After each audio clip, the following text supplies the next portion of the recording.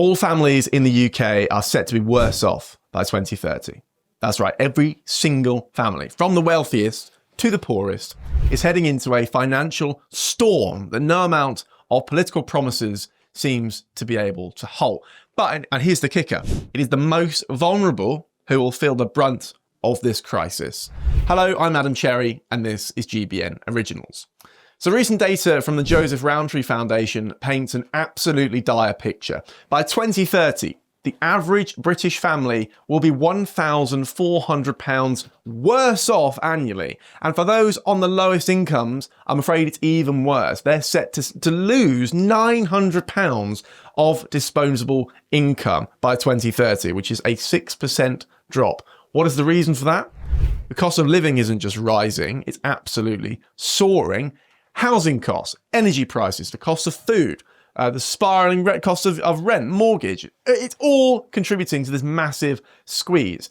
Now, this data, which is based on forecasts from the Office for Budget Responsibility, which admittedly does get some things wrong, and you're hoping they've had an absolute corker here. Nonetheless, it paints a picture that will be pretty hard to stomach.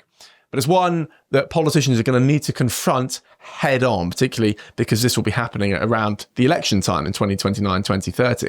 We're looking at a situation where those in the poorest third of the population will be disproportionately affected. It's not just a few extra quid at the end of the month. It is a serious erosion of financial security. So for those paying a mortgage, you can expect to pay around £1,400 more a year in interest. And for renters, that number's around £300 extra. Meanwhile, average earnings are projected to fall by £700. So just to be clear, your housing costs are going up and your wages are going down. Your disposable income is basically evaporating. So these facts are absolutely damning. If we don't get a handle on this by 2030, we'll become the first, or we'll see the first government since 1955 to preside over a full term where living standards have actually fallen. That's the reality we're facing at the moment. Regardless of who's in charge or whatever, forget your political allegiances, just look at this data. It is pretty scary. Now, it's worth considering the political backdrop here. Labour, under Prime Minister Keir Starmer, came into power with a promise to make working people better off. Change. You remember the manifesto, Keir Starmer, solemn looking directly down the camera. Change, a new dawn is breaking, is it not? That kind of thing. Well, unfortunately, as these latest figures show, the pledge is already looking pretty hollow, actually. In fact, it looks like Keir Starmer is heading for a major fail on his first big economic milestone. Now, the Chancellor, Rachel Reeves, is preparing to make her spring statement this week. That's on Wednesday. And she'll be looking to trim public spending even more to meet the government's so-called ironclad fiscal rules. So rather than increasing borrowing or raising taxes, I'm sure you'll agree we've had plenty of that already, the current strategy is to make cuts. And if you're thinking that's going to be a tough pill to swallow, well, you're not alone. It might be necessary, but it's going to be difficult. And of course, politically, there are already rumblings within the Labour ranks. You might expect that. I mean, even the stormtroopers probably didn't sign up for this package. But this is where we are. And you saw the reaction in the markets and from businesses to the last budget. They're calling this a spring forecast, not a budget. It's a budget.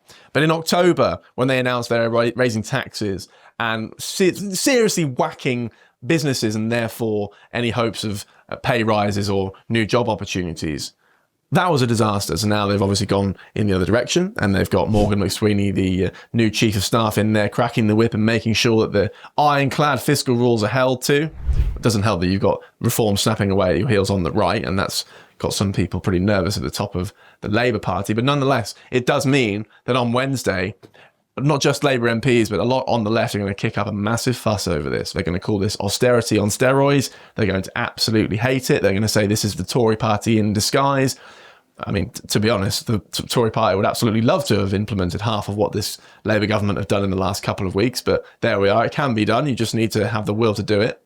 Anyway, the wealthiest in society, they're going to claim that they are not receiving the brunt of this, these cuts. It's going to impact the worst off the most. So you're already seeing this. So Alfie Sterling from the Joseph Rowntree Foundation has been pretty vocal on it. And he's been pointing out that the solution, in his view, isn't to keep slashing public spending. Instead, he argues that raising taxes for the wealthiest, here we go, this old chestnut, a wealth tax, yet again, ding, ding, ding, wealth tax klaxon, could help reverse the decline in living standards without adding further pressure on those who can least afford it. I mean, fine, we hear this every 10 minutes, it seems. Why don't we just raise taxes to a 100-year high? Let's just go for it. So what do we get? Where do we go from here?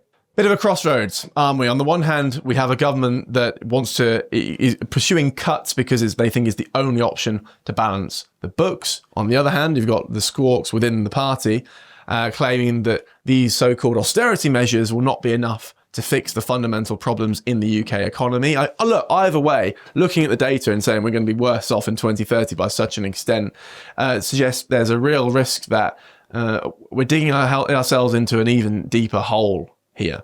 Economists many of them have written to the Financial Times, have been adamant that cutting investment is not the answer. They say the UK, although they argue that the UK cannot simply cut its way to growth. We need strategic investments that will foster long-term prosperity, not just short-term savings. And to them, I would just simply point out that they must have fallen asleep during the October budget, because didn't we raise borrowing by about 40 billion and taxes by another 30?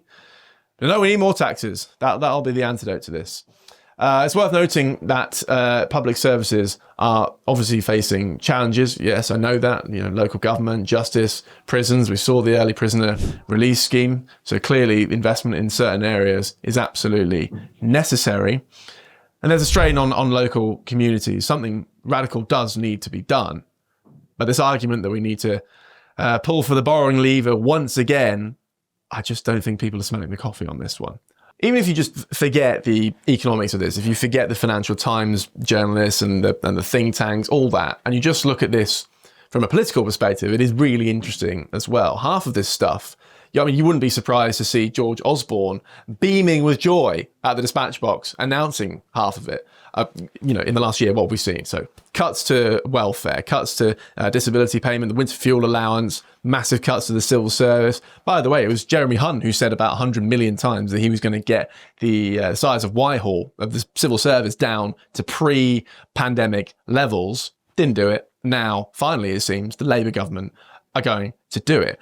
So what do I mean by politically? What are the ramifications of this? Look at how the backbenchers start to agitate. That's the interesting thing. They might have a massive majority, but it is shallow. And in areas like the Lib Dem, the southern Lib Dem blue wall seats, are those MPs going to start getting a little bit antsy over this stuff? They're going to have Lib Dem snapping at their heels. How do they manage that whilst also keeping on side the Red Wallers? They're also facing trouble from the Reform lot. So balancing all this is a big deal. And honestly, I can see Morgan McSweeney's hands all over this. He's the chief of staff now. And he is the one, I think, who is most worried about the right flank of the party, of the Reform Red Wallers. It's more complicated than that. But that, I think, is informing a lot of these decisions. And it's really interesting to see if Labour can hold that coalition together. Anyway, so looking forward to the spring statement. The question we must ask ourselves is this: can we afford to keep kicking the can down the road? Or is it time for something slightly more radical in terms of policy? I mean, we're at a pretty pivotal moment, it seems. People are going to be significantly worse off, according to this data.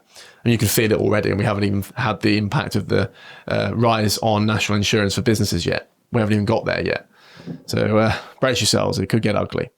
Anyway, as always, I'll keep you up to date on the latest developments as they unfold. But for now, there's no avoiding the tough reality. It's going to get difficult. And if the government doesn't act decisively, could be in for an even worse ride. Thank you for watching. This has been Adam Cherry. Sorry it's been a depressing one, but there we are. Don't forget to subscribe to the GB News YouTube channel for even more.